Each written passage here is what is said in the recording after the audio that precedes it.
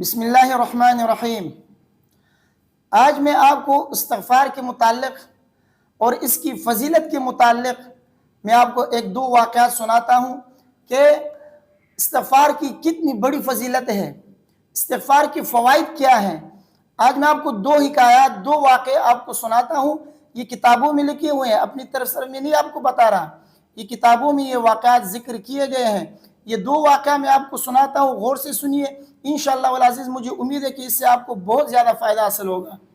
دیکھیے، ایک مرتبہ امام احمد بن حنبل علیہ رحمہ سفر میں جا رہے تھے کہ رات ہو گئی تو مسجد میں ٹھہرنے کا ارادہ کیا۔ انہوں نے نماز پڑھ لی مسجد میں پھر آ کے وہیں پر ٹھہرنے لگے تو مسجد کے خادم نے ان کو پہچانا نہیں۔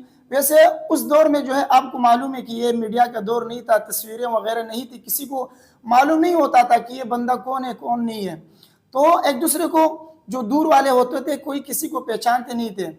تو اس وقت امام احمد بن حنبل علیہ رحمہ کو وہاں کے محلے کے لوگوں نے پہچانا نہیں، مسجد کے خادم نے بھی ان کو نہیں پہچانا۔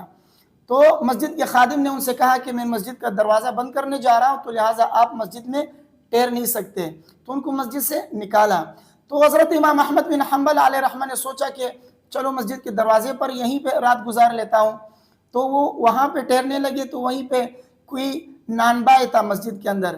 جب انہوں نے یہ دیکھ لیا کہ یہ مسافر ہے اور مسجد کا خادم ان کو یہاں رہنے نہیں دے رہا، تو انہوں نے حضرت امام احمد بن حنبل کو انہوں نے بھی نہیں پہچانا۔ بہرحال ان سے یہ مطالبہ کیا کہ آپ ہمارے ساتھ گھر چلیے، رات کو ہمارے ساتھ رہیے، آپ ہمارے مہمان ہیں۔ تو حضرت امام احمد بن حنبل علیہ رحمہ کو وہ نانبائی ساتھ لے گئے۔ تو گھر میں جب لے گئے تو بہرحال وہ جو بھی کام کیا کرتے تھے استغفار پڑھتے جاتے تھے۔ امام احمد علیہ رحمہ ان کو دیکھ رہے تھے کہ یہ ہر کام میں استغفار کرتا رہتا ہے، اس کی زبان جو ہے استغفار پر مشغول ہے۔ تو دیکھ رہے ہیں کہ روٹیاں پکا رہا ہے تو استغفار پڑھتے جا رہا ہے، کوئی بھی کام کر رہا ہے استغفار پڑھ رہا ہے۔ تو حضرت امام احمد بن حنبل علیہ رحمہ نے ان سے پوچھا کہ اتنے استغفار پڑھتے رہتے ہو، اس کا کوئی فائدہ بھی آپ کو حاصل ہوا یا نہیں، یا ویسے جو ہے استغفار پڑھتے رہتے ہو؟ تو نانبائی نے اس سے کیا کہا؟ نانبائی نے اس سے کہا کہ جب سے میں نے استغفار پڑھنا شروع کیا ہے تب سے اللہ تبارک و تعالیٰ سے جو بھی دعا میں نے مانگی ہے، اللہ تبارک و تعالیٰ نے میری کسی دعا کو رد نہیں کیا ہے۔ جو بھی دعا مانگی ہے اللہ سے، اللہ نے جو ہے وہ دعا قبول فرمایا ہے اور اللہ تبارک و تعالیٰ نے مجھے وہ چیز عطا کی ہے۔ لیکن ایک دعا ہے جو ابھی تک قبول نہیں ہوئی ہے، باقی ہر چیز اللہ تبارک و تعالیٰ نے دی ہے۔ اتنی دولت اللہ نے دی ہے مجھے کہ میں حساب نہیں لگا سکتا، اتنی دولت دی ہے اللہ نے، لیکن ایک دعا ہے جو ابھی تک قبول نہیں ہوئی ہے۔ تو حضرت امام احمد بن حنبل علیہ رحمہ نے ان سے پوچھا کہ وہ کون سی دعا ہے جو ابھی تک قبول نہیں ہوئی؟ تو نانبائی نے کہا کہ میں اللہ تبارک و تعالیٰ سے کئی دنوں سے یہ دعا مانگ رہا ہوں کہ یا اللہ، حضرت امام احمد بن حنبل علیہ رحمہ سے ملاقات کا شرف مجھے حاصل ہو جائے، ان سے میری ملاقات ہو جائے۔ میری خواہش ہے کہ امام احمد بن حنبل علیہ رحمہ سے میری ملاقات ہو، بس یہ خواہش رہ گئی ہے، باقی تمام خواہش اللہ نے پوری کر دی ہے، لیکن ابھی تک امام احمد بن حنبل علیہ رحمہ سے میری ملاقات نہیں ہوئی ہے۔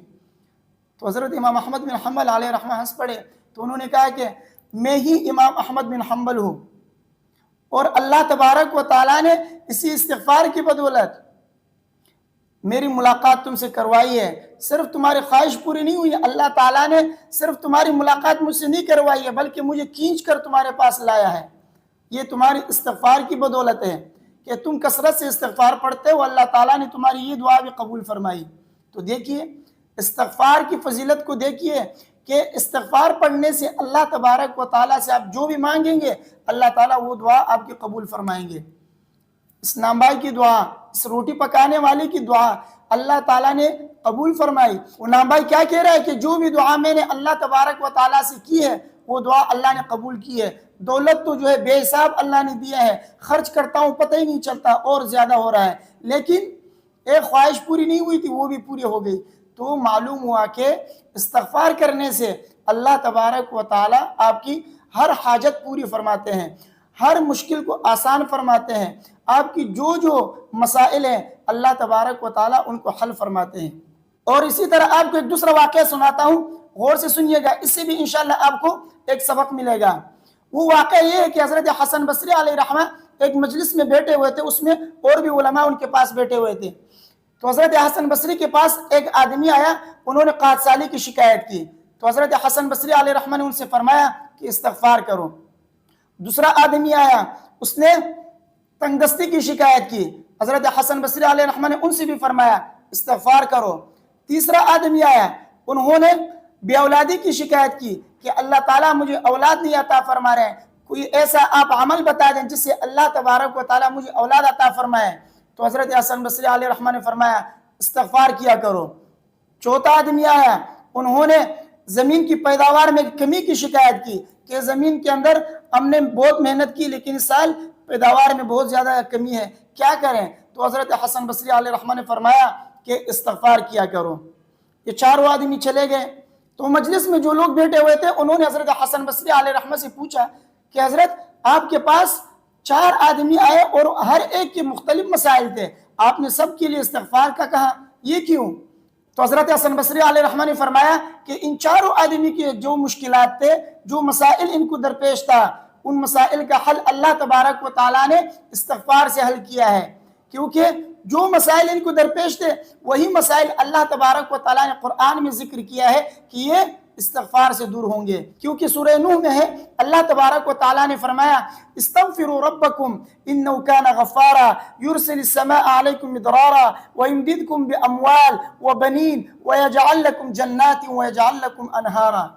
اللہ تبارک و تعالیٰ نے ان سب کا حل استغفار سے فرمایا ہے کہ ان سب کا حل استغفار میں ہے. تو اس آیت کے اندر اللہ تبارک و تعالیٰ نے ان چاروں آدمیوں کے مسئلے کا حل اس آیت میں فرمایا. کیا فرمایا؟ وہ جو پہلا آدمی آیا اس کا مسئلہ کیا تھا کہ قحط سالی ہے, بارش نہیں ہو رہی ہے, تو اللہ نے فرمایا استغفروا ربکم, تم استغفار کرو. فائدہ کیا ہے؟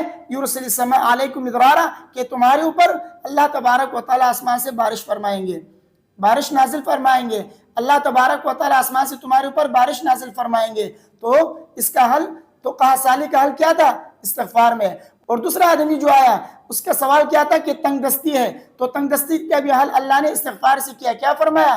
وَيُمْدِدْكُمْ بِأَمْوَالٍ, اللہ تعالیٰ مال عطا فرمائیں گے, تم استغفار کرو. تیسرے آدمی کا سوال کیا تھا کہ بے اولادی ہے, اللہ تعالیٰ اولاد نہیں عطا فرما رہے, کیا کروں؟ تو اس کا حل بھی اللہ تعالیٰ نے کیا فرمایا؟ وَيُمْدِدْكُمْ بِأَمْوَالٍ وَبَنِينَ, اللہ تعالیٰ تمہیں اولاد عطا فرمائیں گے. پتہ چلا کہ استغفار سے اللہ تعالیٰ اولاد بھی عطا فرماتے ہیں.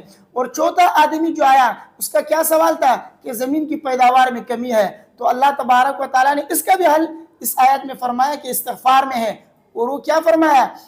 وَيَجْعَلْ لَكُمْ جَنَّاتٍ وَيَجْعَلْ لَكُمْ أَنْهَارًا, اللہ تبارک و تعالیٰ تمہارے لیے باغات اور نہریں اللہ تعالیٰ بہا دیں گے. تو اللہ تبارک و تعالیٰ نے استغفار کے بدلے جن جن انعامات کا ذکر کیا ہے وہی انعامات ان سب کی ضرورت تھی اور وہ استغفار کے بدلے مل رہی تھی. تو اس لیے ان سب سے میں نے کہا کہ استغفار کرو, اللہ تبارک و تعالیٰ تمہارے مسائل کو حل فرما دیں گے. تو اس آیت سے معلوم ہوا کہ استغفار کی فضیلت بہت زیادہ ہے. اس سے اللہ تعالیٰ قحط سالی کو دور فرماتے ہیں, اللہ تعالیٰ مال و دولت عطا فرماتے ہیں, اولاد عطا فرماتے ہیں, نہر و باغات کو جاری فرماتے ہیں. تو یہ 2 واقعات جو میں نے آپ کے سامنے ذکر کیے, ان 2 واقعات سے معلوم ہوتا ہے کہ استغفار کرنے والے کی اللہ تعالیٰ ہر دعا قبول فرماتے ہیں. استغفار کرنے والے کی تمام مسائل کو اللہ تعالیٰ حل فرماتے ہیں. استغفار کرنے والے کی تنگ دستی کو دور فرماتے ہیں. استغفار کرنے والے کی پریشانیوں کو دور فرماتے ہیں. استغفار کرنے والے کی کاروبار میں برکت عطا فرماتے ہیں. استغفار کرنے والے کی مال و دولت میں, اولاد میں اور اسی طرح کاروبار میں برکت عطا فرماتے ہیں. یہ سب جو ہے استغفار کی برکت ہے. اس لیے استغفار کثرت سے کیا کریں. اللہ تبارک و تعالیٰ مجھے اور آپ سب کو سمجھنے کی اور استغفار کرنے کی توفیق عطا فرمائے. ویڈیو کو اپنے دوستوں کے ساتھ لازمی شیئر کیجئے, مجھے اپنے دعاؤں میں یاد رکھیے, اور کمنٹ میں اگر استغفار کے متعلق آپ کے ذہن میں کوئی سوال ہے تو آپ لکھ سکتے ہیں, انشاءاللہ اس کا جواب میں ویڈیو کے ذریعے دے دوں گا. السلام علیکم ورحمۃ اللہ.